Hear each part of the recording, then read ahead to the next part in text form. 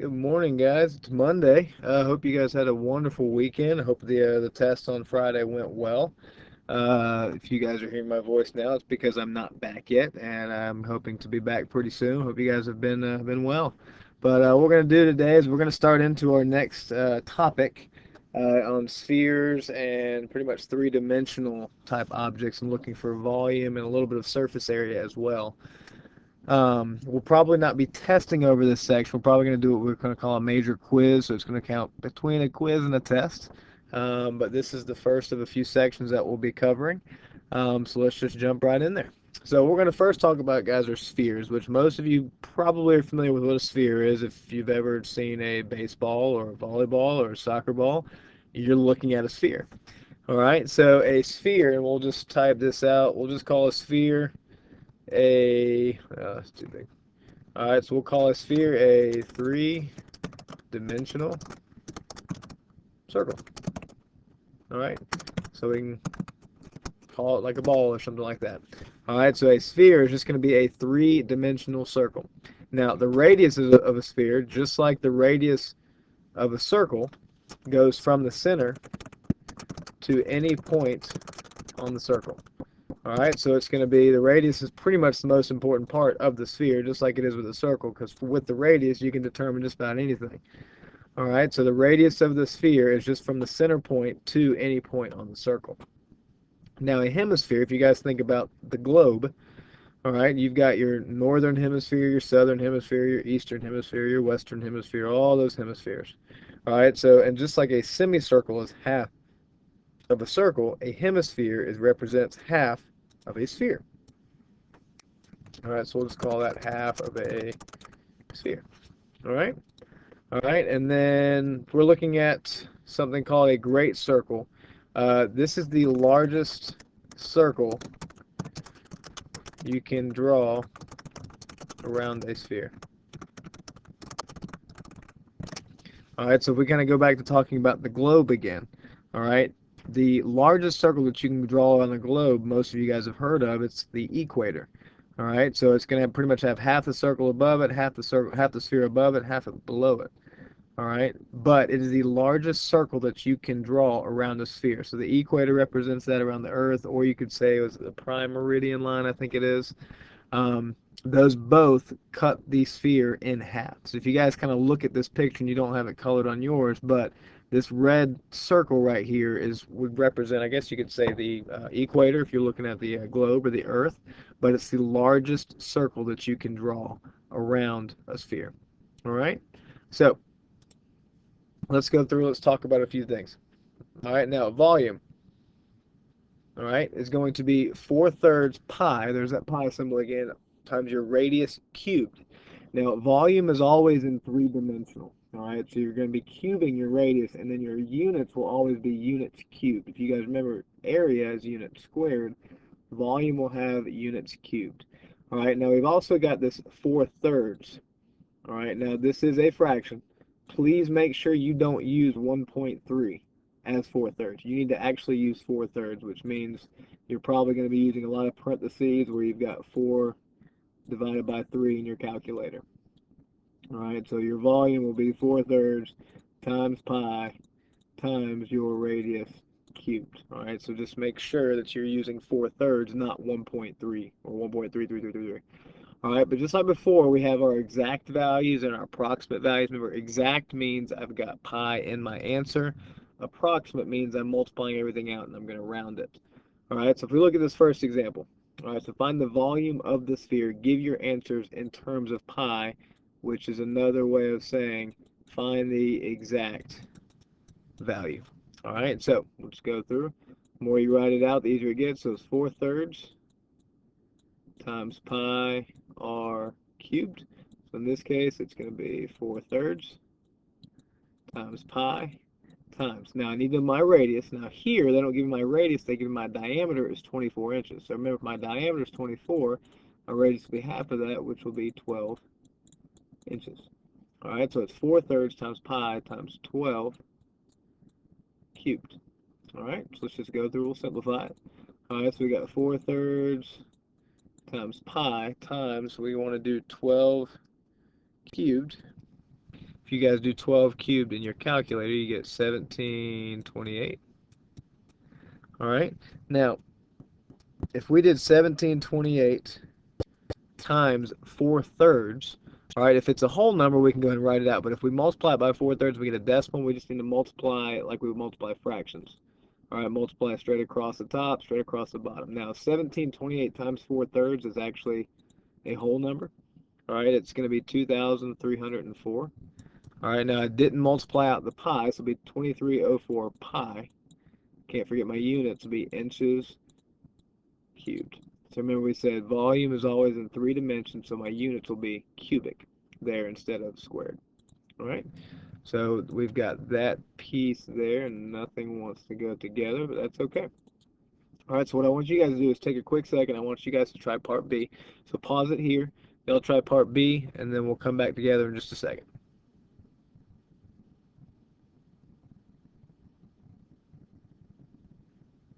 All right, so let's look at this next one. So once again, we're trying to find the volume, so it's 4/3 times pi times my radius cubed. My radius here is 1.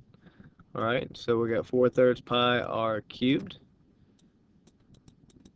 All right, so we got 4/3 times pi times, well, 1 cubed is just 1. All right, so here 4/3 times 1 is just going to keep me with 4/3. So it's going to be, my volume here is 4/3 pi, because I want to keep it in terms of pi, meters cubed. Not 1.3 pi meters cubed, keep it as 4/3. We want the most exact value we possibly can get. So there we go. All right, so now we're going to kind of work backwards. All right, so they want me to find the diameter of a sphere with a volume of 36,000 pi centimeters cubed, or cubic centimeters. Now, make sure you pay attention to the fact that they're giving you a pi here. All right, so we've got to make sure, remember that when we're solving. So we want to find the diameter given the volume. So because they give me the volume, I want to make sure I use my volume equation. All right, whatever they give you always want to make sure you use that. Whatever they give you, you're trying to find, use it. So 4/3 pi r cubed. Now, they tell me my volume is 36,000 pi. I have to find diameter. Now, this will help me solve for radius, so once I find my radius, I can multiply it by 2. But 36,000 pi represents my volume, so that's going to go in place of my volume. So for 36,000, again, don't forget the pi. Pi r cubed. All right, so we're trying to get r by itself, so let's go ahead and get rid of some things. So right now, if I can divide both sides by pi, it's going to cancel out my pi's. All right, so I'm left with 36,000 equals 4/3 r cubed. All right, now you can do one of two things. You can divide by 4/3 here to get the r cubed by itself, or if you're not a big fan of dividing, which is perfectly fine, you can multiply both sides by the reciprocal. So the reciprocal of 4/3 is 3/4. So if you want to multiply both sides by 3/4, you can do that, or you can type straight in your calculator 36,000 divided by 4/3. Just make sure when you do that, you put 4/3 in parentheses when you put it in your calculator. All right, so when you take and put in your calculator 36,000 divided by 4/3, you get 27,000. Or when you take 36,000, multiply it by 3/4, you get 27,000. So you get 27,000 equals r cubed. Now, this is where some people will make the mistake. All right, if this was r squared, then most people know, okay, we'll just take the square root to get rid of the square. But because this is r cubed, we have to take the cubed root. All right, so I'm going to have r equals the cubed root of 27,000. All right, now, some calculators actually have the cube root button. All right, if you have one of your graphing calculators, if you go to math, the button math, which is on the left-hand side towards the top, let's see, the fourth one should be the cubed root. So if you have a graphing calculator, then they actually have a cubed root button on there. If you don't, that's okay, because there's another way to take the cubed root. All right, and to do that, I'm just going to give you another example. All right, square root of 81 is 9. The other way that you could take the square root of something is to take it and raise it to the 1/2 power. So 81 raised to the 1/2 is the same thing as taking the square root. So 81 raised to the 1/2 is also 9. Now you can do something very similar with the cubed root. Alright? Instead of taking the cubed root of something, you can take that number. In this case, we'll take 27,000, and we're going to raise it to the 1/3 power. So if you were to take 27,000 and raise it to the 1/3 power, or take the cubed root of 27, you would find the radius to be 30 centimeters. Alright, I'm not going to count 30 centimeters cubed because that was if I was finding volume. But I was just finding the radius, so it's going to be 30 centimeters cubed. Now, you have to forgive me for my handwriting. It's using a mouse on the computer, so it's not the easiest thing in the world. Alright, so again, we were trying to find the diameter with the volume of 36,000 pi. Now, I'm not done. So my radius is 30 centimeters, but remember, I'm trying to find my diameter. So remember, to find my diameter, I take my radius times 2, so 30 times 2 is 60 centimeters. So, actually, I thought I was done for a second, and then I went back and read it. Trying to find the diameter, so it's 60 centimeters. Cool. Alright, so next one, guys, next example is finding the volume of a hemisphere. Now, if you remember, go back to what we did on the very first slide. The hemisphere is half of a sphere. This kind of looks like the southern half of the globe, or the southern half of the hemisphere. It's a southern half of the sphere. Alright, so if we're trying to find the volume of a hemisphere, then what we can do is find the volume of the actual sphere itself, and then since the hemisphere is half, just take half of the volume of the sphere. Alright, so once again, let's write out my equation. So 4/3 times my radius cubed, so it's going to be 15 cubed. Remember, this is for the sphere. Alright, so we've got 4/3 times pi times my 15 cubed is going to give me 3,375. Alright, so now if I take that and multiply it by 4/3, I'm going to get 4,500 pi cubic meters. Now, because it's just going to be a little bit easier to use this since we don't have decimals here, I'm just going to take this exact value. So remember, that's the volume of the sphere. So if I want the volume of the hemisphere, alright, alright, I'm going to take that 4,500 pi, and I'm going to divide it by 2. Alright, so if I take 4,500 pi and divide it by 2, my exact value would be 2,250 pi meters cubed. So that's my exact, or we could also do my approximate.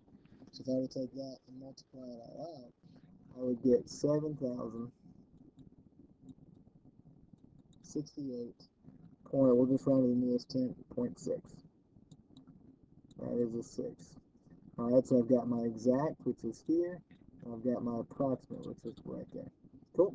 Now the volume of a hemisphere is half of the volume of the entire sphere. Alright, so once you find the volume of the sphere, you take it and divide it by 2, or multiply by half, and that will give you the volume of your hemisphere. Cool. Alright, so that's volume. Now volume, I didn't really mention at the very beginning. Volume is if you were to take something and fill it up with, say, water, or some object, or something. You would fill it up with something. Whatever it's being filled up with, it's all the stuff inside. Alright, now the surface area, I like to think of surface area as if you were to buy a soccer ball for your brother, sister, friend, whoever it may be, and you were to take the soccer ball out of its packaging, and you were to put wrapping paper around the soccer ball, the wrapping paper represents the surface area of the sphere. Alright, so if you were to take wrapping paper and put it all around the soccer ball, or all around the baseball, or all around the volleyball, whatever it is, that wrapping paper represents the surface area. Alright, so to find surface area, because we're back with area, that's two-dimensional, alright, notice my radius is being squared, not cubed. All right, so my surface area is going to be 4 times pi times my radius squared. All right, so that's how we're going to find my surface area. So find the surface area of a sphere with a diameter of 76 centimeters. All right, now, if you notice in our equation up here, the surface area uses my radius, not my diameter. So because I know my diameter is 76 centimeters, that means my radius will be exactly half of that, which means 76 divided by 2 is going to give me a radius of 38 centimeters. All right, so now that I know my radius, now I can find my surface area. So my surface area, just kind of write it out, just get used to it. So 4 times pi times r squared.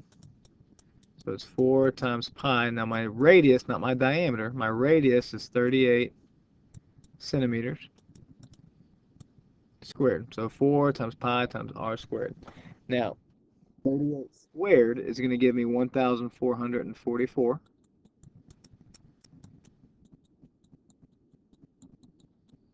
All right. Now they want me to give my answers in terms of pi, which means my exact value. So I'm just going to take the 1444 multiplied by 4, and we're going to get 5,776 pi centimeters squared. All right, remember area, whether it's regular area or surface area, it's always unit squared. All right, they wanted it in terms of pi, so that's my exact value. To find my approximate, we just take that, multiply it out, and that would give me my approximate. All right, cool. So that's surface area. All right, so let's just go through and try a couple practices. All right, y'all try this one real quick, so just pause it real quick, and as soon as you guys are done, you can come back to it, and we will go over it together.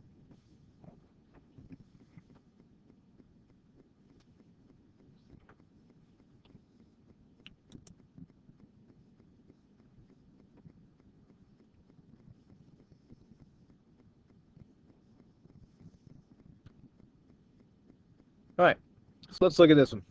So finding the surface area. So surface area equals, all right, so we got my 4, we got my pi, we got my r squared.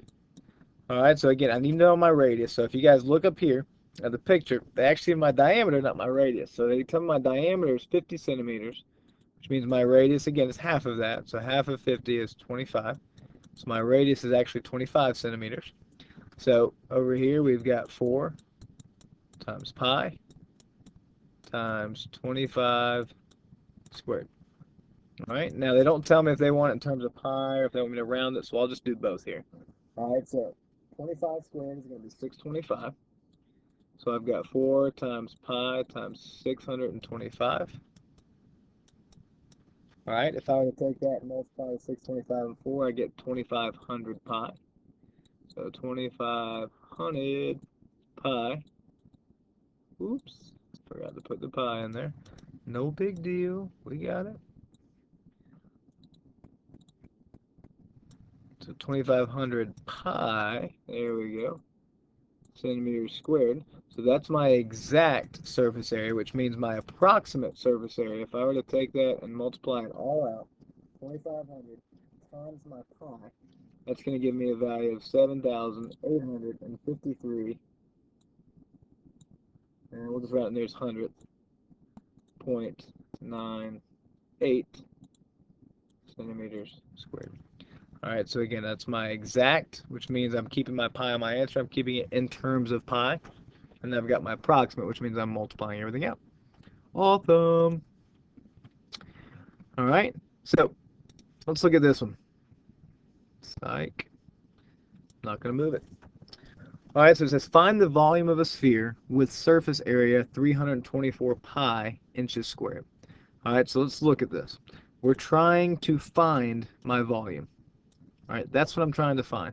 Now, if I'm trying to find volume, that's 4/3 pi r cubed.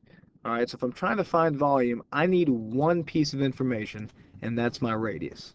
They don't tell me my radius anywhere in here at all. All right, but they do tell me that my surface area is 324 pi square inches.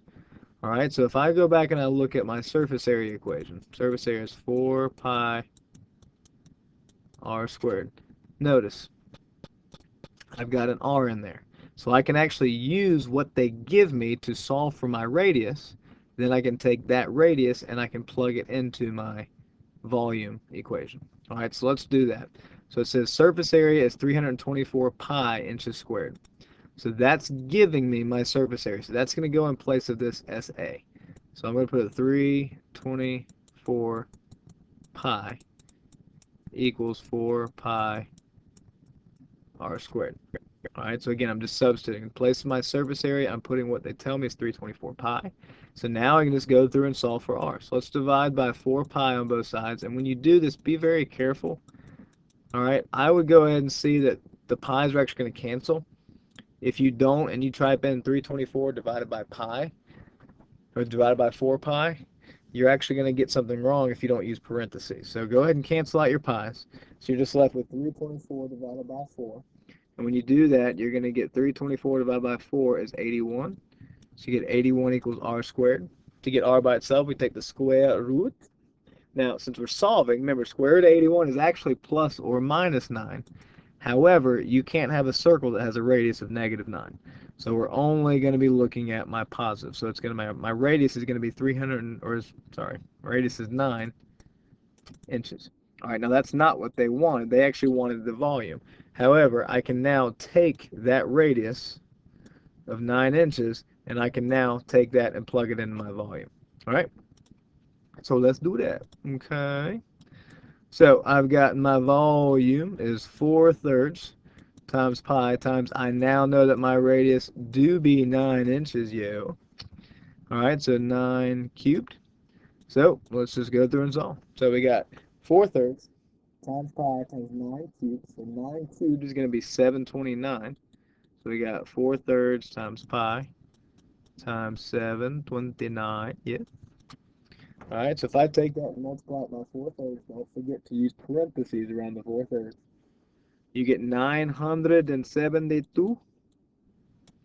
Now I didn't multiply out the pi, so it's 972 pi cubic inches. So that's my exact value, which is approximately, if we were to go ahead and multiply that all out, we would get 3,053 point, we'll just down at the nearest hundred, 63 cubic inches. So I've got my exact and I've got my approximate. Cool. So again, they gave me my surface area and I needed to find my volume. So I used my surface area to find my radius so that I could find my volume. And really, guys, just like we've said before, the most important part of a circle and the most important part of a sphere is the radius. With that radius, you can find anything. All right, so you just need to make sure that you can find your radius somehow. All right. Now let's look at this next one. All right, so this next one says find the surface area of a sphere with a great circle that has an area of 49 pi miles squared. All right, so what I want to do is I'm just going to kind of draw. Let me do this, kind of illustrate what this is going to look like. All right, so let's just say we've got that. I'm going to do my best.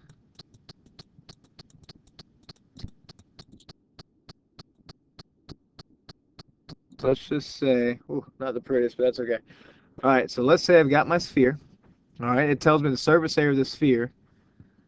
Find the surface area of the sphere with a great circle that has an area of 49 pi miles squared. So right here, I've tried to illustrate what the great circle would look like. So again, it's kind of like looking at the equator. All right, so they're giving me the area of a circle. All right, so if I want to find my surface area, just like we did before, I got to know one piece of information. I've got to know what my radius is. All right, so to find my surface area, I got to find my radius. If I can find my radius, I'm good to go. All right, so but right now I don't have my radius, but they do tell me that I have a great circle that has an area of 49 pi square miles. So this is a circle, and I'm dealing with the circle's area. So I want to use area equals pi r squared because this is the area of a circle. All right, because what I can do is now that I use this equation, that'll solve for my r, and then once I find my r, I can take that and plug that into the surface area of my surface area equation. All right, so let's go through. So they tell me that my area is 49 pi. So 49 pi equals pi r squared. So what they're telling me is that the area of this circle right here, if you can kind of imagine that actually being a circle, what they give me that area is 49 pi. All right, so what I can do from that is I can find my radius. So right here, to find my radius, let's divide by pi on both sides. So I'm left with 49 equals r squared. Just like before, to find my r, we take the square root. Square root of 49 is plus or minus 7. However, we can't have a circle with a radius of negative 7, so it's just going to be positive 7. All right, so I used my area of my circle to find my radius. So now what I can do is I can take that radius and plug it right there into my surface area equation.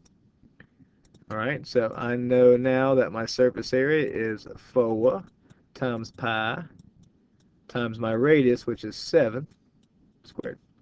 All right, so 7 squared is 49. So I've got 4 times pi times 49. All right, if I were to take 49 and multiply it by 4, that's going to give me a value of 196. So it's 196 pi square miles. So that's going to be my exact surface area. So if I were to go through and find my approximate surface area by multiplying that out, that's going to give me 615.75 square miles. So that's my approximate, and that is my exact surface area. All right. So again, they gave me the area of a circle. I used that to find my radius, and then I took my radius and plugged it into my surface area equation, and boom shakalaka, there's my surface area. All right. So now let's look at something that I've actually seen on the EOCT before, and you'll see questions like this in the homework coming up and in some other areas as well. All right, so let's kind of examine what happens when we take a sphere and we double or triple their dimensions or just change the dimensions in general. So let's look to see how that affects, don't know which one it is, how that affects the surface area and my volume. All right. So it says describe the effect of each change on the given measurement of the figure. All right. So they give me a sphere here, and then they want me to determine, okay, after I've taken that radius of 15 and I've doubled it, what does that actually do to my surface area? All right. So let's look at it. All right. So if I take my surface area, I know it's 4 pi r squared. My radius is 15, so it's 4 pi times 15 squared. Well, 15 squared is 225, so it's 4 times pi times 225. And to make this easier, I'm going to keep everything in terms of pi.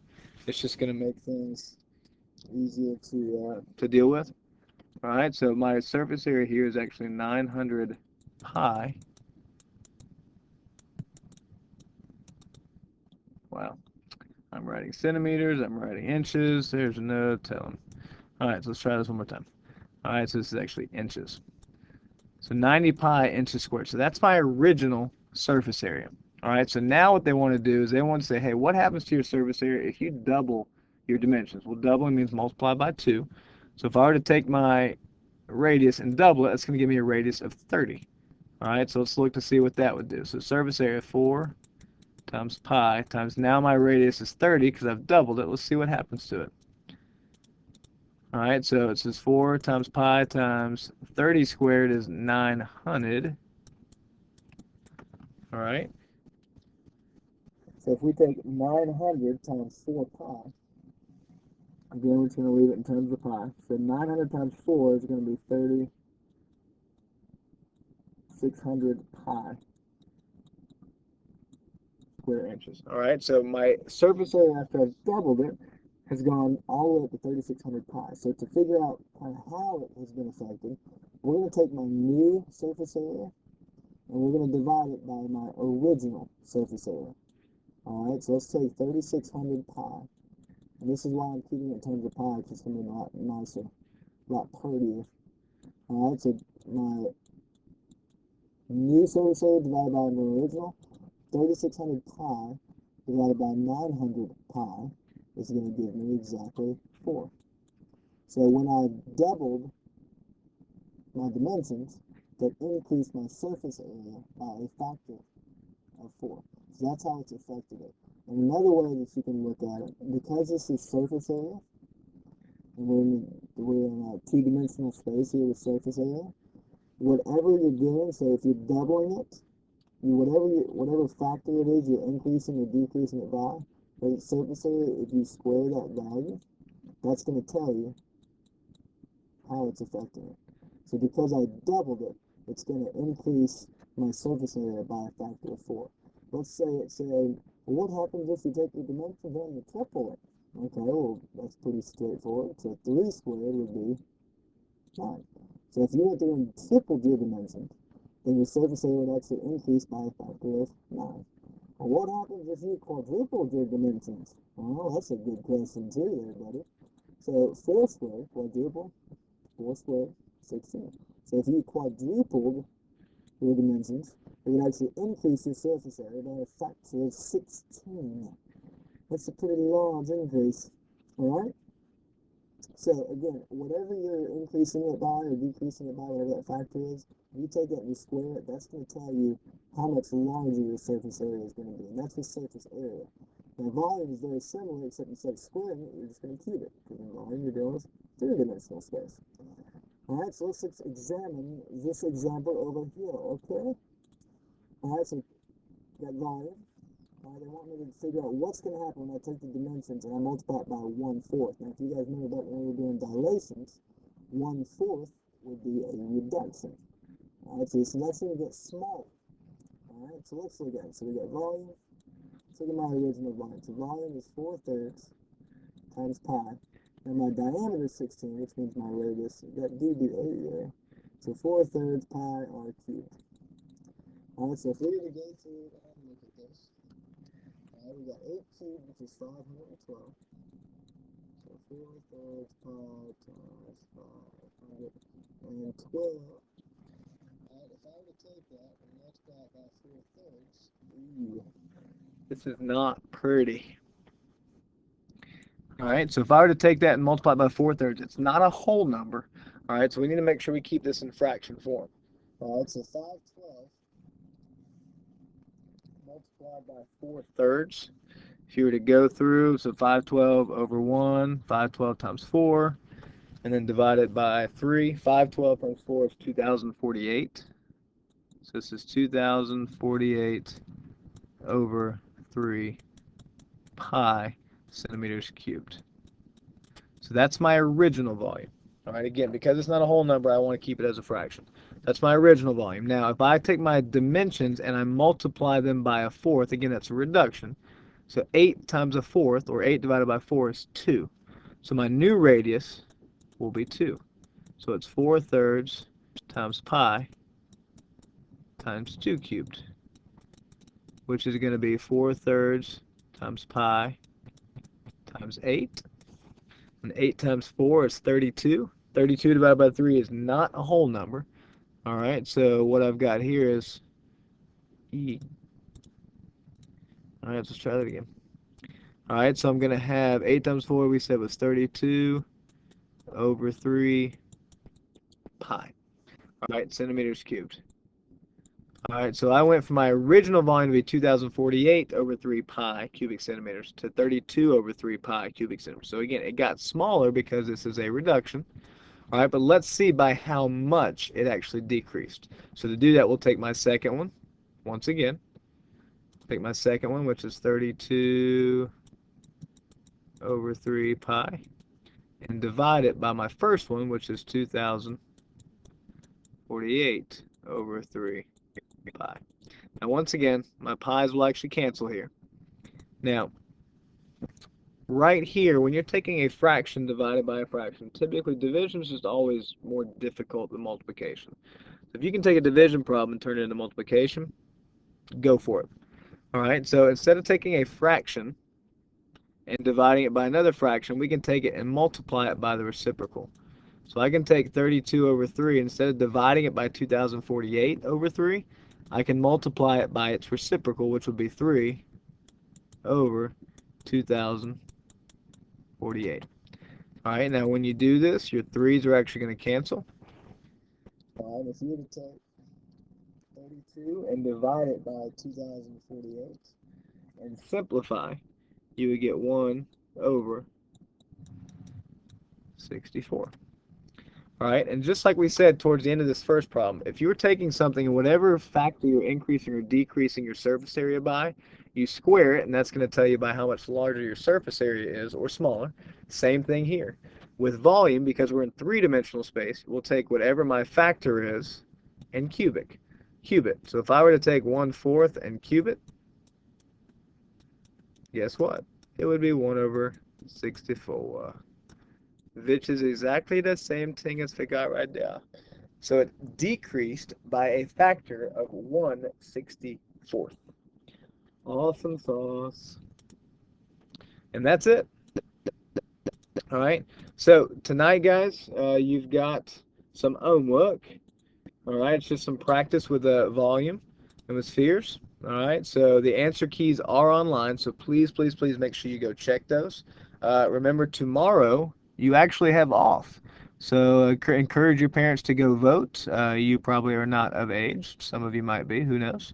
But please, please, please go vote. If you have registered, please encourage your parents to go vote and check your answer key tonight for the homework. Make sure you've done everything correctly. And hopefully, I'll be back sometime this week. Hope you guys are doing well. Look forward to seeing you. Hope you guys have a wonderful afternoon. See you guys.